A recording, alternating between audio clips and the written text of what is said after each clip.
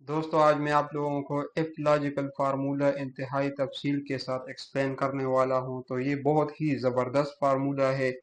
तो चलिए शुरू करते हैं। यहाँ पे मेरे पास मैंने एक डेटा लिया है।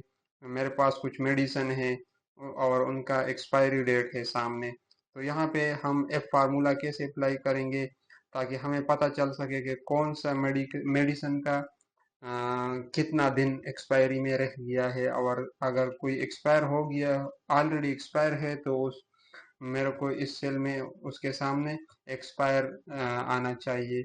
और जो एक्सपायर नहीं है तो कितना दिन बचा है, उसके एक्सपायरी में कितना दिन बाकी है, तो वो दिन मुझे चाहिए। तो इसके लिए हम यहाँ पे फार्मूला अप्लाई करेंगे। बहुत ही ज़बरदस्त फार्मूला है ये। अब फार्मूला अगर आप किसी कंपनी में काम कर रहे हैं और आज आपकी ड्यूटी एचआर के हवाले से है, तो आप अपने एम्प्लॉय के आईडी और पासपोर्ट कौन कौन से दिन को एक्सपायर होने वाले हैं, इसके लिए आप ये अप्लाई कर सकते हैं। अगर आप किसी मार्केट में काम कर रहे हैं और आपके पास प्रोडक्ट्स है, तो आप उसके एक्सपायरी जितने भी डिटेल है, एक्सपायरी डिटेल है, उसके लिए ये फार्मूला आप अप्लाई कर सकते हैं कि कौन से प्रोडक्ट के एक्सपायरी में कितना दिन बचा रह गया है। तो यहाँ पे फार्मूला अप्लाई करेंगे। Is equal to F, bracket open करेंगे। इफ अभी मैं ये फार्मूला अगर मुझे अगर कोई मेडिसिन ऑलरेडी एक्सपायर है तो मुझे उसके सामने एक्सपायर लिखना चाहिए, लिखना है। और अगर कोई कोई मेडिसिन में एक्सपायर नहीं है तो कितना दिन बाकी है एक्सपायरी में, वो दिन मुझे चाहिए। तो यहाँ पे फार्मूला अप्लाई करेंगे। Is equal to F, bracket शुरू हो गया। एफ एक्सपायरी वाले कॉलम को हम सेलेक्ट करेंगे। If this minus today is less than one, दिन अगर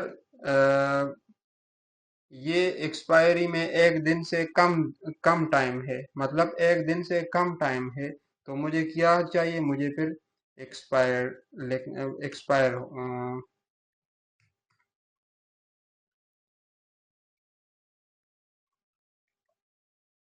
तो मुझे फिर ये एक्सपायर वाला टिक चाहिए। और अगर ऐसा नहीं है, मतलब कोई मेडिसिन एक्सपायर नहीं है, उसमें वक्त है, तो मुझे फिर क्या चाहिए, दोबारा इस सेल को सेलेक्ट करेंगे, एक्सपायरी के नीचे वाले सेल को सेलेक्ट करेंगे, डेट के माइनस दिस माइनस टुडे।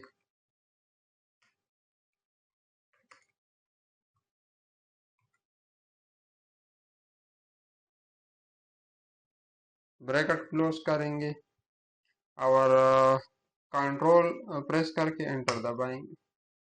तो आप देख सकते हैं कि हमारे पास ये फार्मूला कंप्लीट हो चुका है।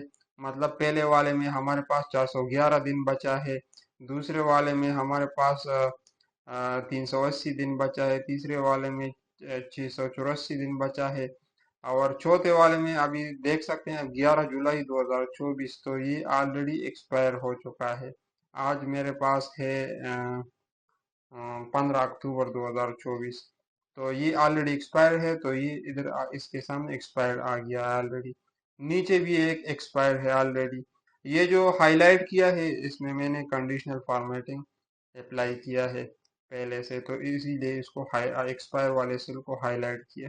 तो ज़बरदस्त फार्मूला है। दूसरा एग्जांपल हम लेते हैं।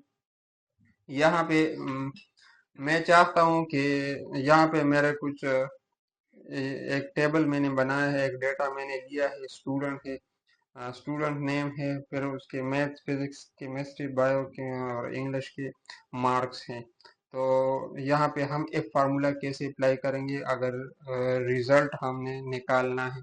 सबसे पहले यहाँ पे हम एक फार्मूला अप्लाई करेंगे मार्क्स के लिए। Is equal to range between, और मुझे चाहिए 10 से लेके 99 तक, मुझे रैंडम नंबर चाहिए। कंट्रोल दबा के एंटर प्रेस करें। सॉरी,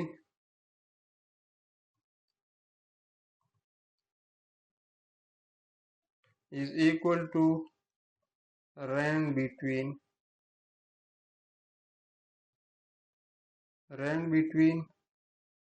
10 से लेके 99।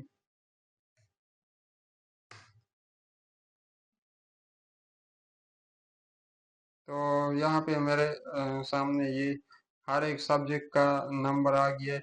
अभी हम परसेंटेज की बुनियाद पे रिजल्ट निकालेंगे, कौन पास है कौन फेल है। सही है।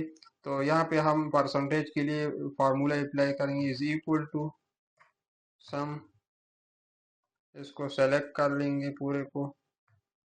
परसेंटेज का फार्मूला आप लोगों को पता होगा, आप 10 marks divided by total marks. Total total ये सम का फार्मूला जो है ये आप 10 मार्क्स के लिए है, डिवाइडेड बाई टोटल। टोटल हमारे पास 5 सब्जेक्ट है तो 500 हो गया, मल्टीप्लाई बाई 100। सही है। ये परसेंटेज का फार्मूला है। कंट्रोल प्रेस करके एंटर दबाएं तो हर एक का परसेंटेज आ गया। अभी यहाँ पे हमने मालूम करना है कि कौन कौन सा स्टूडेंट पास है कौन सा फेल है। सही है। तो यहाँ पे हम फार्मूला अप्लाई करेंगे, is equal to F bracket शुरू, परसेंटेज को हम यहाँ सेलेक्ट कर लेंगे। If this is smaller then और इक्वल टू 40, अगर ये किसी भी स्टूडेंट का परसेंटेज 40 है या 40 से कम है, यहाँ पे हम चाहते हैं कि इज इक्वल टू हम रिमूव करेंगे सिर्फ लेस देन 40। अगर किसी भी स्टूडेंट का परसेंटेज 40 से कम है तो हमें क्या चाहिए, वो हम अ, मुझे वो फेल चाहिए, यहाँ पे फेल लिख देंगे। सही है। फिर कामा। और अगर ऐसा नहीं है मतलब 40 से ज्यादा है तो फिर मुझे पास चाहिए। ब्रैकेट क्लोज करेंगे, कंट्रोल प्रेस करके एंटर दबाएं तो आप देख सकते हैं कि हमारा फार्मूला अप्लाई हो गया है। पहले वाले स्टूडेंट यानी काशिफ का आप देख लें तो 37 है, मतलब 40 से कम है तो ये फेल है। दूसरा 32.8 है तो ये भी 40 से कम है, फेल है। तीसरा 55 है, 40 से ऊपर है तो पास है। चौथा 38 है, फिर ये भी 40 से कमती है तो ये फेल है। सही है। अभी एक तीसरा एग्जांपल लेते हैं, ये एफ फार्मूला हो गया। तीसरा एग्जांपल लेते हैं, यहाँ पे इज इक्वल टू, यहाँ पे मैं चाहता हूँ कि ऑटोमेटिक सीरियल नंबर आ जाए एफ फार्मूले के जरिए। तो यहाँ पे मैं एफ फार्मूला अप्लाई करूंगा ऑटोमेटिक सीरियल नंबर के लिए। मैं सीरियल नंबर खुद टाइप नहीं करूंगा, ये ऑटोमेटिक आएगा। अब अगर मैं एम्प्लॉय नेम के नीचे किसी भी बंदे का नाम लिखूंगा तो इसका सीरियल नंबर ऑटोमेटिक आएगा। Is equal to F bracket शुरू, employ name, if this cell is not empty, इसका मतलब है कि अगर ये सेल खाली न हो तो मुझे क्या चाहिए, मुझे एक चाहिए। सही है। और अगर ऐसा नहीं है मतलब ये सेल खाली है तो मुझे ये सेल भी खाली चाहिए, सीरियल नंबर वाला। एंटर दबाएं। सही है। अभी दूसरा फार्मूला अप्लाई हो गया। अभी नीचे वाले सेल में दूसरा फार्मूला अप्लाई करेंगे, is equal to F this cell is not empty. सही है। तो मुझे क्या चाहिए, मुझे सीरियल नंबर के ऊपर जिस जिस सेल में हमने पहले वाला फार्मूला अप्लाई किया उसको सेलेक्ट करें। मुझे ये चाहिए प्लस इसके साथ एक ऐड करना चाहिए। सही है। और अगर ऐसा नहीं है तो मुझे ये भी एम्प्टी चाहिए। एंटर दबाएं। जहां तक आपका डेटा है वहाँ डेटा आप फिल करना चाहते हैं वहां तक इसको नीचे की तरफ ड्रैग करें। अभी एम्प्लॉय का नाम लेके सीरियल नंबर खुद ब खुद आएगा।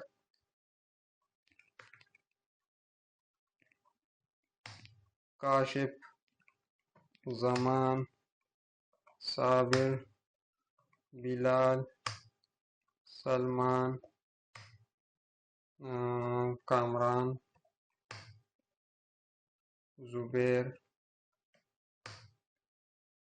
वदूद,